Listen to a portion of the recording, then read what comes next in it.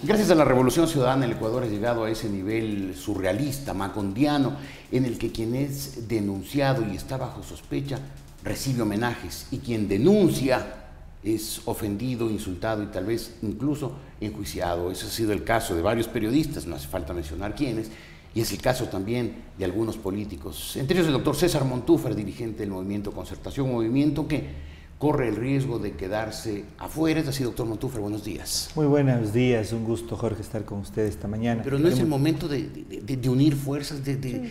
Porque si no, lo que va a pasar es que el correísmo con todo el aparato estatal va a tener el 40 y algo % y todos los demás van a tener el 60, pero repartidos en 8, en 10, en 12. Mire, yo creo que hay varias lecturas se pueden hacer a eso. Primero, una organización tiene la obligación, o el derecho y la obligación de presentar una opción presidencial, un proyecto político. Nosotros existimos para eso, no existimos para ninguna otra cosa más que presentar un proyecto político alternativo, hacer una oposición al correísmo. Pero nosotros estamos abiertos. Hemos dicho, y permítame, y gracias por esta pregunta, incluso hacer una invitación cordial a las otras candidaturas o precandidaturas para que nos sentemos a conversar. Hasta el momento en que no se inscriban las candidaturas no está nada dicho.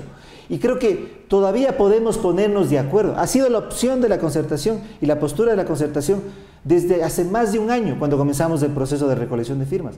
Sentémonos a conversar sobre un proyecto político, sobre un programa de gobierno. Me consta esto que usted dice, doctor Montúfar, pero cuénteme, ¿qué pasó? Porque usted ha insistido mucho que la concertación quiere concertar, pero mire, yo no estamos quiero, a 5 meses de elecciones y nada. Yo no quiero hacer comentarios que puedan herir a otras personas, pero a otras organizaciones. Pero no, esa fue nuestra postura y le digo, recibimos poca respuesta de varias organizaciones, pero persistimos en eso. Hemos dicho, y ahora lo decimos con mucha más claridad, tenemos un proyecto y tenemos un nombre. La concertación ha propuesto mi nombre, pero eso no está en piedra.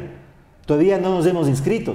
Nuevamente, yo le hago un cordial llamado a Guillermo Lasso, incluso a Alberto Acosta, con quien tenemos diferencias ideológicas profundas, a que podamos sentarnos y acordar, por ejemplo, una agenda de reforma constitucional, que creo que es evidentemente necesaria en el país, una agenda legislativa.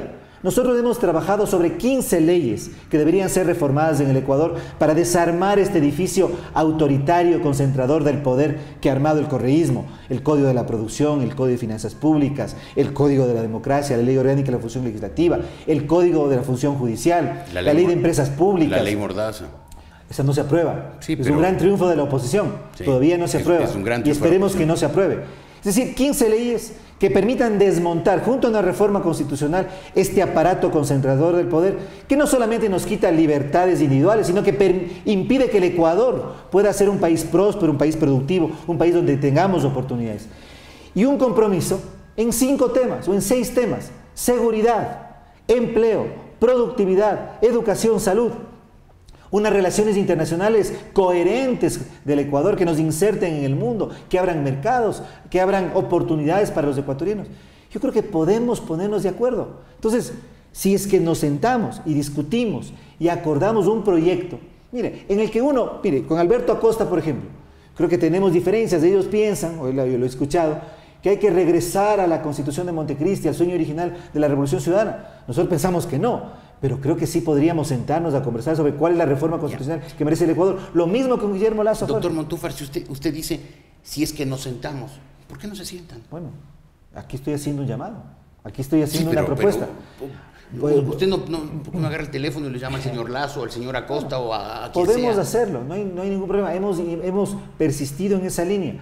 Lo importante, Jorge, lo importante es que no únicamente nos unamos, si cabe la palabra, para derrotar a una persona, sino que eso vaya de la mano de un proyecto político para el Ecuador que le devuelva la democracia, que permita reinstalar en el Ecuador un Estado de Derecho, que permita que en el Ecuador tengamos una economía basada en la iniciativa privada, que el Estado no sea el motor de la economía. Eso no quiere decir que el Estado no tenga un papel de regulación, pero es la iniciativa de los ciudadanos los que mueve el país, la que tiene que mover la economía, la que tiene que generar empleo, los inversiones. Países prósperos y ricos son así los países funcionan, que basan la economía y la iniciativa individual. Los países en que el Estado controla son países que a la corta o a la larga, y generalmente a la corta, se empobrecen. Podemos y debemos ponernos de acuerdo en eso. Además hay una cosa importante, Jorge. Van a venir muy buenas noticias desde Venezuela el próximo 7 de octubre. ¿Va a perder Chávez? Yo no sé si va a perder, pero digo, lo que va a suceder en Venezuela va a ser una buena noticia para los demócratas ecuatorianos y los demócratas latinoamericanos. Creo que ese mensaje, esa noticia, yo creo que debe ser una oportunidad para que los políticos ecuatorianos, para que las opciones políticas ecuatorianas nos demos la oportunidad de sentarnos a conversar sobre un proyecto para el Ecuador.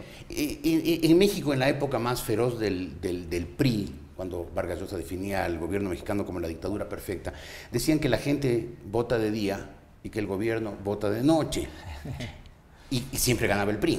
¿En Venezuela puede pasar lo mismo? ¿Puede pasar lo mismo también en el Ecuador, doctor Montúfar? Mire, lo que hemos visto hasta ahora del Consejo Nacional Electoral no nos da ninguna confianza. Este tema de las firmas que hablábamos hace un momento demuestra cómo el Consejo Nacional Electoral ha actuado en función de favorecer al partido de gobierno. Eso es evidente. Creo que en el Ecuador hay muchísimas dudas respecto a lo que puede pasar durante este proceso electoral. Pero yo le digo una cosa, Jorge. El pueblo ecuatoriano es un pueblo que está movilizado, quizás silenciosamente, y está alerta. Tal vez no lo expresa porque hay un clima de miedo. Recuerde lo que sucedió en la última consulta. Y creo que la autoridad electoral, que tiene claro lo que está sucediendo en el país político, lo que está sucediendo en la sociedad, no hubiera hecho lo que ha hecho a propósito de este tema de las firmas, si es que no estuvieran seguros que Rafael Correa no va a ganar en primera vuelta y por lo tanto va a haber una segunda vuelta electoral. Mire, que aquí tal vez trabajamos con una hipótesis equivocada. Y hago esta reflexión, yo mismo no estoy seguro, pero hago esta reflexión para quienes nos escuchan y nos ven. Si es que la dispersión no iba a favorecer al partido de gobierno, porque estábamos 11 organizaciones inscritas, posiblemente pudieron haberse calificado en el escenario que ya existía, que estaba ya oficializado, legalizado, 7, 8 candidatos presidenciales. Si la dispersión no convenía al correísmo, ¿por qué este terremoto? ¿Por qué esta carnicería en contra de organizaciones políticas? O sea, ¿por qué el escándalo de las firmas que armó el Consejo Electoral? Por supuesto. ¿Por qué? ¿No están ellos a lo mejor buscando eliminar organizaciones y condensar la representación, el voto de la oposición en opciones inviables? ¿No es ese el sentido de todo este terremoto y de esta carnicería? Yo no tengo respuesta frente a eso. Lo que sí tengo respuesta como actor político responsable y como candidato presidencial de mi organización política, la Concertación, es que tenemos que sentarnos a conversar, que tenemos que sentarnos a acordar y que ese sentarse pasa por una doble condición. Primero, generosidad, capacidad de renuncia, porque si eso es necesario hay que hacerlo, y una voluntad para llegar a un acuerdo programático que le dé al Ecuador un futuro, un gobierno y un proyecto político hacia el futuro. Yo creo que esas condiciones es posible lograrse en otras organizaciones políticas. Hasta ahora no las hemos logrado. Yo admito que ahí hay un fracaso de todos los sectores que no estamos con el correísmo, pero todavía hay tiempo. Hasta el 17 de noviembre, fecha en que concluye el plazo para inscribir candidaturas, tenemos esa oportunidad. Es un mes y medio corto. Es un mes y medio corto, pero vamos a tener las elecciones venezolanas, vamos a tener las buenas noticias que vienen de Venezuela. Y creo que también hay una opinión pública que clama, que pide, que presiona. La gente en la calle, miren, en estas últimas 3 semanas que hemos estado absolutamente volcados a la recolección de firmas, uno siente lo que está ocurriendo en el país y ve que en el Ecuador hay esperanza, que no estamos en el escenario del 2009. Yo le digo, Jorge, si reconstruimos la papeleta electoral del 2009, porque si presentamos, eso es lo que quiere el Consejo. El Consejo quiere poner frente a nosotros la misma papeleta electoral, porque ya sabe los resultados. No quiero yo descalificar ni desmerecer el derecho y las posibilidades de otros candidatos y de otras organizaciones políticas. Pero si tenemos la misma papeleta electoral, ya sabemos el resultado. Si reconstruimos la papeleta electoral con un proyecto político viable para el Ecuador, el resultado va a cambiar. Vamos a tener segunda vuelta. Y teniendo segunda vuelta, la situación es totalmente diferente. O sea, en segunda vuelta Correa pierde. Yo no puedo afirmar eso, pero sí puedo afirmar que podemos tener segunda vuelta si actuamos con inteligencia. ¿Pero hay alguna posibilidad de ganarle a Correa en la por segunda supuesto. vuelta? A Correa y a todo el aparato estatal detrás de él. Pero eso mismo le diría, en ese sentido, una opción en el centro político, en una segunda vuelta, pudiera ser más atractiva para el conjunto de la sociedad que una opción en la izquierda o una opción en la derecha. Pero bueno, esas son especulaciones. Lo importante, me parece a mí, es que este mes y medio que resta hasta la inscripción de candidaturas y este escándalo de las firmas, mire algo, Jorge, interesante. A nosotros, a pesar de lo ilegal y a pesar de que hemos entregado estas firmas bajo protesta, el volver a las calles a salir y pedir firmas, el volver a las calles en un contexto difícil, nos ha fortalecido enormemente, nos ha conectado mucho más fuertemente con la ciudadanía, porque estar en ese contexto de opresión, de chantaje, de miedo que ha puesto el gobierno y recibir firmas de allí. Ayer, mire, cuando entregábamos las firmas, llovía la tarde en Quito y una señora en la puerta del Consejo Nacional Electoral, de origen humilde, se cruzó las 6 de diciembre, en el peligro de los buses, de los automóviles que pasaban, a firmar por la concertación. Es decir, estamos fortalecidos. Yo creo que eso mismo les debe haber ocurrido a las demás organizaciones políticas. Y creo que, y en esa idea quisiera insistir, si reconstruimos la papeleta electoral, vamos a tener segunda vuelta y vamos a tener un país diferente después del 17 de febrero. Ojalá que así sea, doctor Montúfar. Quiero terminar esta entrevista por donde empecé, pero muy brevemente. Yo decía que aquí quien presenta una denuncia es ofendido, agraviado, insultado el sábado, mientras que el sospechoso recibe homenajes. Usted ha sido uno de los agraviados por el tema de sus denuncias sobre el escándalo de COFIEC. ¿En qué terminará eso? Bueno, mire, eso tiene que terminar en la verdad.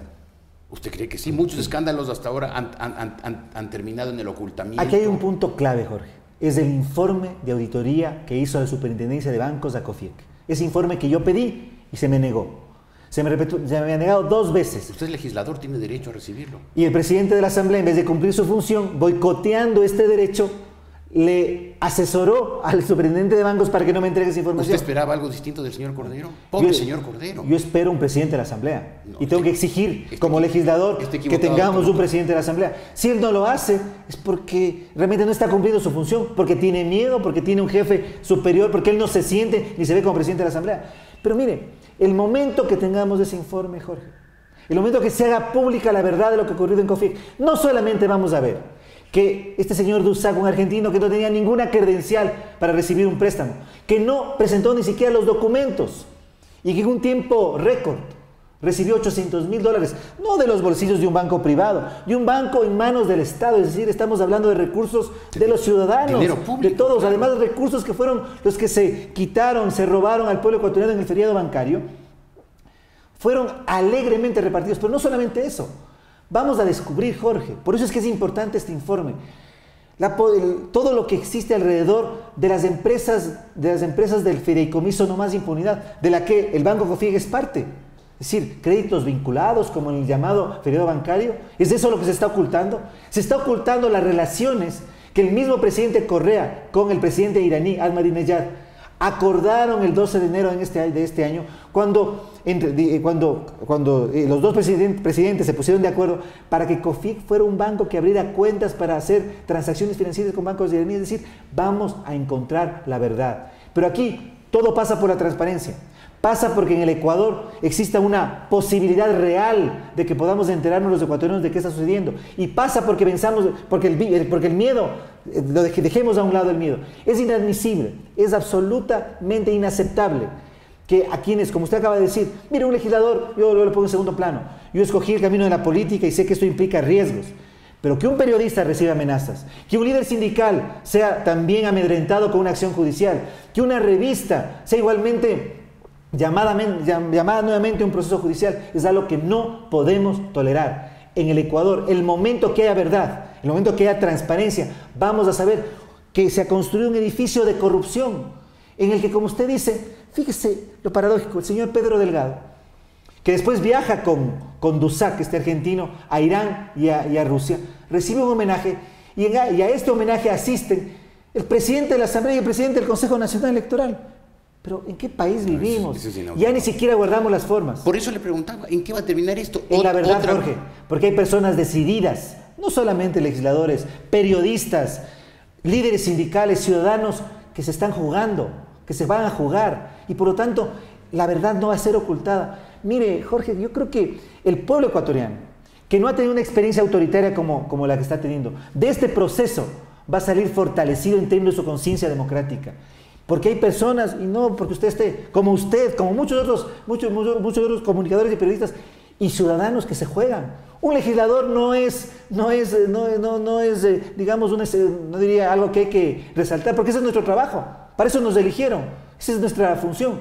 Pero esa conciencia democrática en miles de personas es la que va a hacer que en el Ecuador este castillo, esta esta cortina que se ha creado con el nombre de Revolución Ciudadana, sea develada tal cual es. Y por eso es que yo tengo esperanza hacia el futuro. Y en el caso COFIEC vamos a tener la verdad, vamos a conocer qué sucedió y los responsables tendrán que decir la verdad y tendrán que aceptarla. Lo que me preocupa, y creo que al pueblo ecuatoriano le tiene también que preocupar, es que el propio presidente de la República sea el que esté poniendo todo su respaldo, todo su nombre en un tema que es absolutamente claro que tiene vicios de corrupción.